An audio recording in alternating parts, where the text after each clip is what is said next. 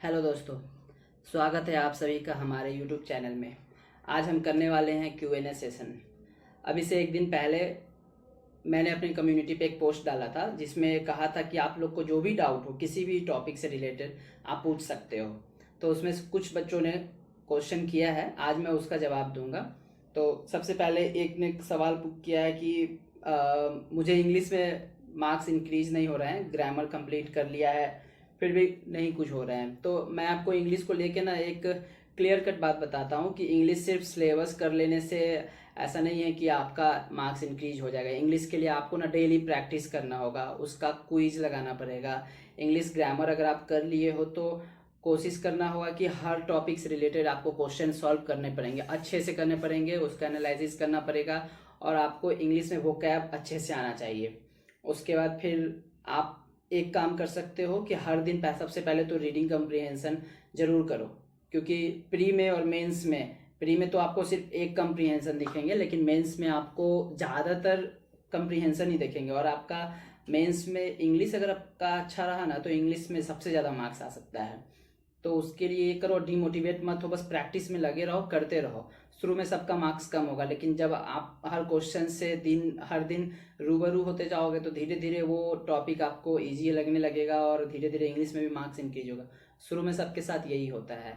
और मेंस के लिए रहा तो मेंस में ज़्यादातर रीडिंग कम्प्रीहेंशन ही, पैसेज टाइप का छोटा छोटा पैसेज रहेगा, उसका एक क्वेश्चन रहेगा। तो कोशिश करो आपका जितना ज़्यादा रीडिंग कर सकते हो रीडिंग करो। और सब टॉपिक का उसके बाद फिर पैरा जंबल होता है, उसमें भी रीडिंग कम्प्रीहेंशन में पैरा जंबल होता है, उस बेसिस का क्वेश्चन जितना हार्ड लेवल का आप प्रैक्टिस कर सकते हो उतना करो।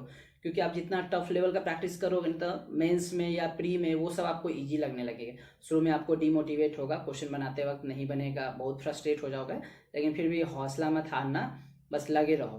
क्योंकि शुरू में सबका मार्क्स कम आएगा, सब डिमोटिवेट होगे, लेकिन लगे रहोगे तो एक दिन पक्का वो मार्क्स इंक्रीज हो जाएंगे। और मेन है रीडिंग कम्प्रीहेंशन में फोकस करो, जितना रीडिंग कर सकते हो, क्योंकि सब कुछ रीडिंग पे है। कुछ वोकैब ऐसे भी होंगे ना जिसका मीनिंग सिनोनिम या एंटोनिम पूछे जाएगा तो ऑप्शन में जो रहेगा वो आपको नहीं पता रहेगा, लेकिन रीडिंग करके उसका जो लाइन में जो उसका मतलब क्या है उसके बेसिस पे आप ऑप्शन एलिमिनेट कर पाओगे। तो इस तरीके से भी इंग्लिश में अच्छा मार्क्स आप ला सकते हो, ठीक है। तो इस तरह से करो। और दूसरा सवाल है कि आप किस में सिलेक्टेड हुए हो। तो अ, अभी तो मैं आरआरबी पीओ में सिलेक्टेड हुआ हूँ, अभी दक्षिण बिहार ग्रामीण बैंक में अभी जॉब कर रहा हूँ। और अगला क्वेश्चन है कि मैथ से बहुत डरता हूँ, प्री का मैथ तो जैसे तैसे कर लेता हूँ लेकिन मेंस के वीडियो देख के, क्वेश्चन देख के मौत आ जाती है, चाहे वो क्लर्क का हो या पीओ का हो। तो मैं आपको ये बता देता हूँ, प्रखर अग्रवाल, आपको मैं खासकर ये बता रहा हूँ कि आप ना इस चीज़ से ना भाग नहीं सकते हो कि प्री का मैथ जैसे तैसे कर लिए, प्री निकल गया, क्या फ़ायदा होगा अगर आप 6 महीना या 7 महीना या 1 साल तैयारी किए और आपका प्री निकल ही गया लेकिन मेंस में कुछ ना हुआ तो आपका कोई फ़ायदा नहीं होगा ना, आपका पूरा मेहनत ऐसे ही चला जाएगा। तो कोशिश करो ना, पहले ना बेसिक को समय दो और क्लियर करो, क्योंकि अगर आपका बेसिक जितना अच्छा रहेगा ना, मेंस में आपका क्वेश्चन, बहुत सारे क्वेश्चन मेंस में आते हैं लेकिन ऐसा नहीं कि सब बनाना होता है, उसमें सिलेक्टिव क्वेश्चन बनाने होते हैं। तो वो सबसे पहले तभी होगा ना जब तुम्हारा बेसिक क्लियर रहेगा। तो कोशिश करो कोई भी चीज़ में धरफड़ी मत करो, इसको छोड़ना है, इसको पढ़ना है, इसको छोड़ना है, उसका पढ़ना है। मैथ में बिल्कुल ऐसा मत करो, बेसिक पहले क्लियर करो। बेसिक क्लियर करोगे उसके धीरे धीरे टॉपिक को पढ़ो, हर टॉपिक को पढ़ो। मेंस में के लिए क्या करो कि टॉपिक वाइज क्वेश्चन सॉल्व करो। मैथ में भी बहुत सारे टॉपिक है, डीआई है, उसके बाद स्पीड मैथ में भी वहाँ अलग लेवल के मेंस का होते हैं।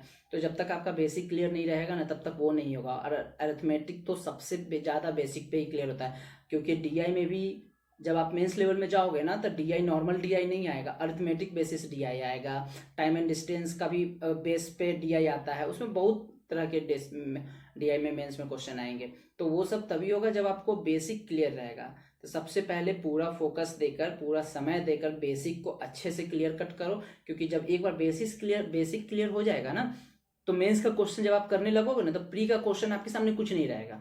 वो तो यूं माइंड में कितना सारा क्वेश्चन ऐसा होगा, कलर का खासकर तो माइंड में कैलकुलेशन हो जाएगा, अरिथमेटिक तो पेन छूना ही नहीं पड़ेगा कलर का प्री के लिए। और पीओ मेंस के लिए रहा तो उसमें आपको बेसिक अच्छा से करना पड़ेगा। उसमें भी होता है क्वेश्चन चुन चुन के बनाना पड़ता है, सब क्वेश्चन नहीं डुएबल होता है। कुछ क्वेश्चन जानबूझ के ऐसे रखे जाते हैं जिसमें स्टूडेंट अपना टाइम इन्वेस्ट कर देते हैं लेकिन क्वेश्चन बनता नहीं है। तो इसके लिए आपको खुद को तैयार करना पड़ेगा। समय दो, भागो नहीं। जो चीज़ ज़्यादा डर लगता है जिस चीज़ से, उस पर ज़्यादा टाइम इन्वेस्ट करो। जिस चीज़ को ज़्यादा अपने दिल से लगा लोगे ना, कल होकर के वो चीज़ सबसे आसान हो जाएगा। तो मैथ से भागो नहीं। प्रखर अग्रवाल, थोड़ा बेसिक पे काम करो और हर दिन प्रैक्टिस करो। जो चीज़ ज़्यादा टफ लगता है उस पर ज़्यादा से ज़्यादा टाइम दो, ठीक है। और अगला सवाल है आशीष अग्रवाल का, मेंस की तैयारी कैसे करें और कहाँ से करें। तो इसका तो मैं एक डिटेल वीडियो लाऊंगा, लेकिन मैं आपको अभी एक छोटा सा बात बता देता हूँ। मेंस की तैयारी सब लोग क्या करते हैं कि 6 महीना 7 महीना प्री का तैयारी करते हैं और मेंस के लिए सोचते हैं प्री निकलेगा तब मेंस करेंगे। ऐसा नहीं होता है। पहले आप क्या करो कि मेंस भी साथ में ही करो। कुछ घंटा प्री को दो, कुछ घंटा मेंस को दो, और मेंस को ना टॉपिक वाइज करो। एक ही बार में सब नहीं करना है।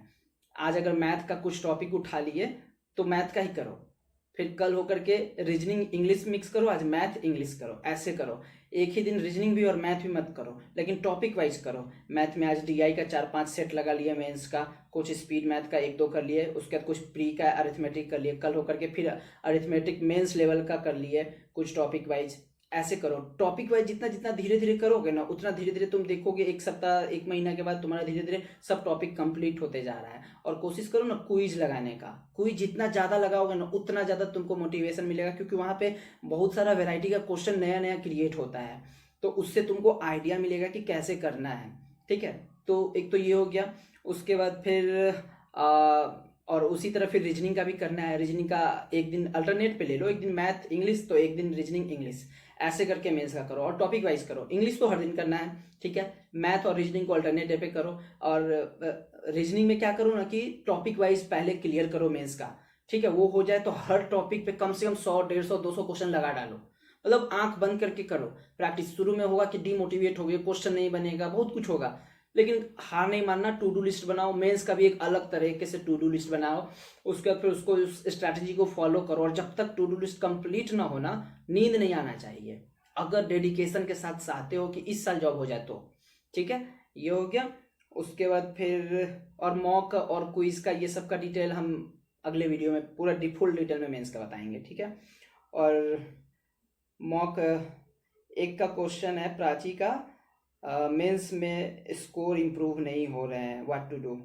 तो सेम चीज़ आप पे भी वही है कि टॉपिक वाइज जाओ। टॉपिक वाइज जितना ज़्यादा जाओगे ना, जितना अच्छे से करोगे, टॉपिक वाइज प्रैक्टिस जितना ज़्यादा करोगे, और कोशिश करो ना सेक्शनल मॉक लगाने का। अगर आपका प्री में कट ऑफ से बहुत अच्छा मार्क्स आ रहा है, मेंस में कुछ कुछ मार्क्स आपको कम हो रहे हैं, तो आप कोशिश करो ना सेक्शनल मॉक लगाने का। जिस टॉपिक का प्रैक्टिस किया ना, उस टॉपिक का सेक्शनल मॉक या टॉपिक मॉक इस तरह का भी आता है, वो सब लगाओ। वो सबसे क्या होगा ना कि आपका ना धीरे धीरे कॉन्फिडेंस बढ़ेगा, क्वेश्चन का वैरायटी मिलेगा। प्रैक्टिस तो ऐसे ही कर लो, ज़्यादा बढ़िया रहेगा। और जो टॉपिक में लग रहा है कमजोर है, उस टॉपिक को फिर से दोबारा शुरू से करो।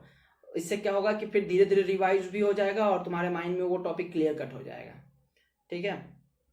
उसके बाद फिर एक पूछा है भैया, सबका वीडियो देख के डिमोटिवेट हो जाते हैं कि आरआरबी पीओ और आईबीपीएस पीओ को लेकर के कौन अच्छा है कौन अच्छा नहीं है। तो देखो, सबसे पहले तो सच बताऊं तो ये सब वीडियो देख के डिमोटिवेट नहीं होना है, क्योंकि अभी बस हमें कोई एक जॉब चाहिए। क्योंकि जॉब पाना बहुत मुश्किल है। बहुत लोग बहुत फॉर्म भरते हैं, लेकिन मुश्किल से कुछ लोगों का होता है। तो सबसे पहले तो एक सिक्योर जॉब लो, ताकि तुम बेरोजगार से एक जॉब वाले पर्सन, गवर्नमेंट एम्प्लॉय बन जाओ सबसे पहले, ठीक है। ये नहीं देखना है कि कहाँ जॉब मिल रहा है, किधर मिल रहा है। आज के ज़माने में एक जॉब पाना बहुत बड़ी बात है, चाहे वो कोई भी जॉब हो, क्योंकि जॉब सच में नहीं मिल रहा है। इतना सारा फॉर्म निकल रहा है और कितना वैकेंसी आ रहा है आप लोग को भी पता है। तो ये नहीं देखो कि कौन खराब है कौन अच्छा है। पहले तो ये कोशिश करो कि हम स्टेबल हो जाए, उसके बाद हम अपना ग्रोथ कैसे कर सकते हैं ये देखना है, ठीक है। तो इतना दूसरे का वीडियो इस तरह को देख कर कि आईबीपीएस पीओ अच्छा है, आरआरबी पीओ खराब है, उससे भी अच्छा एसबीआई पीओ है, या उससे भी अच्छा आरबीआई ग्रेड बी है, या उससे भी अच्छा नाबार्ड है, मतलब ये सब देख के ऐसा कुछ नहीं करना है। सबका अपना कैपेबिलिटी होता है, अपना क्षमता होता है, उस अनुसार करो प्रैक्टिस, ठीक है। और पहले तो अपने स्टेबल होने का भरोसा रखो, उसके बाद फिर आगे का देखना है कैसे क्या करते हैं, ठीक है। उसके बाद तो यही कर रखते हैं। और भी आगे कुछ भी डाउट हो तो आप पूछ सकते हो कमेंट में। इसके आगे का जवाब हम अगले वीडियो में बताएंगे। और मेंस का बात रहा तो मेंस का हम एक वीडियो लाएंगे जिसमें हम पूरी तरह से डिटेल में सेक्शन वाइज बताएंगे, मतलब कि सब्जेक्ट वाइज बताएंगे। आजकल नहीं ला पा रहे हैं लेकिन अब लाएंगे। ठीक है, तो ठीक है, इस ब्लॉग में इतना ही। अगर मेरा बात अच्छा लगा हो तो चैनल को लाइक करना, सब्सक्राइब करना। ठीक है, और अच्छे से तैयारी करते रहो, हार मत मानो, लगे रहो, कल तुम भी जॉब पाओगे। ठीक है, बाय।